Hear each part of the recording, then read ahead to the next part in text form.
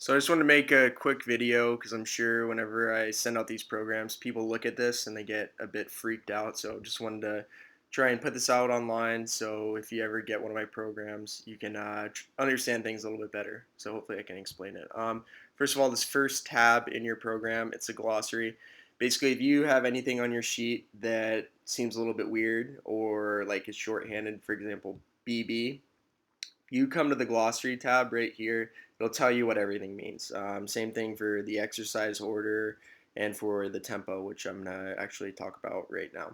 So going on to day one, obviously this is going to be the first workout that you're going to do.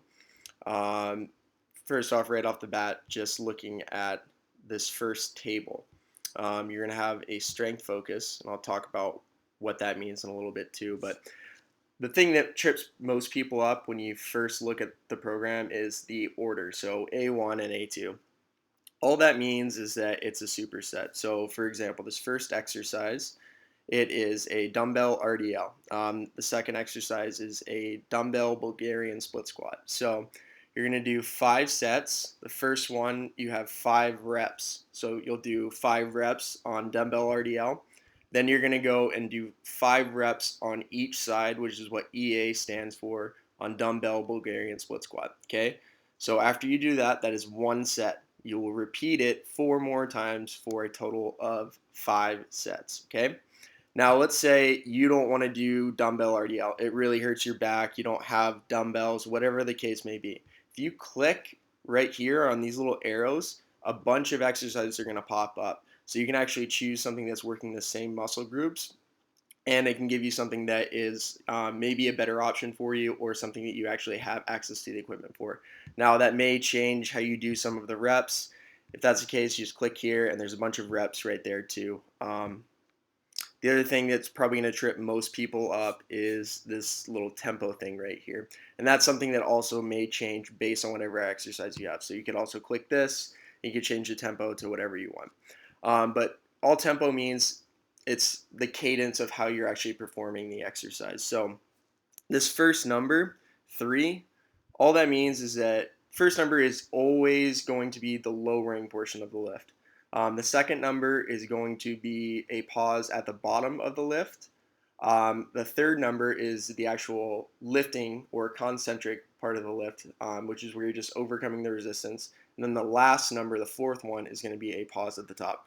So, for example, for a dumbbell RDL, you're going to do a 3-second lowering. You're not going to pause at the bottom at all. And then the X always means that you're going to try and perform that part of the movement as fast as possible. So you're just going to explode up, and then you're going to hold at the top for 2 seconds. Okay. Um, Another thing here, something that some people get tripped up on. Whenever you see eat your shorts, all that means is you're going to squeeze your glutes as tight as you can. It will literally look like you're going to eat your shorts. So yeah, just some of the notes. Always pay attention to that as well. Um, the other thing that actually trips a lot of people up too is this RPE, underestimated load. A lot of times when I'm giving out these programs, I don't know what your estimated load is. So basically, you're just going to choose something that feels like a 9 out of 10 in this case. RPE, all it means is rating of perceived exertion.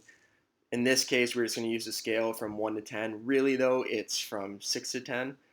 If you are at an RPE of 9, you're choosing a weight where you could have done one more rep. It wasn't a max effort, but it was really, really close to one. So, and that's all explained in the glossary tab right here, too. So, just pay attention to this stuff. It's actually really critical to do things based off how you're feeling.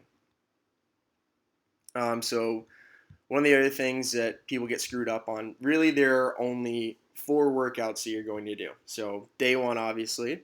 Then you have day 2 here, day 3, day 4, so on and so forth. But really, what you're doing, it's a thing called daily undulating periodization. So basically, we're just changing up the focus every single time you do the workout.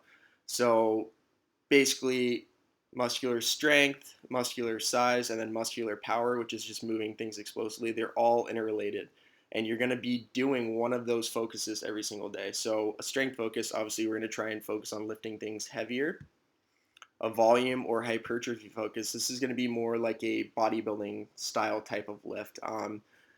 Reps are going to be a little bit higher, rest is going to be down. Basically, you can think about it, you're trying to chase the pump a little bit. And then if you have a power focus, that's really when you're just trying to move things explosively. So one thing to note on a power focus, this first number right here is an X. So what you're going to do during the lowering portion of the lift, you're actually going to try and lower yourself down as rapidly as possible. Then you would do, in this exercise, it would be a single leg press. You would lower the platform down as fast as you can, hold at the bottom and get as much tension as you can for 3 seconds, then explode back up and pause for 1 second. Then you would do that 4 times on each leg. So basically, the order of things, you do day one, strength, day two, volume, day three, power, and then you would do day four, strength again. And then you would come back over to day one, and then you would do volume, day two, power, day three, strength, day four, volume, so on and so forth. Now, you'll actually just go in these tables basically just like you're reading a book, left to right, and then work your way down. Now, you will actually repeat these workouts and you'll have the same focus. So, right now we're on day four, strength. Whenever you get to it and you're repeating it again, you're going to try and beat your previous best for all the weights that you used the last time. So, what I would do is all these sheets, I would print them off and then I would just record whatever weight or reps you do. In this case, it would be reps for supine rows, and just record them right here. That way you can keep track of it the next time you go through and repeat it. So hopefully all this stuff makes some sense. If you have any questions, of course, just reach out to me.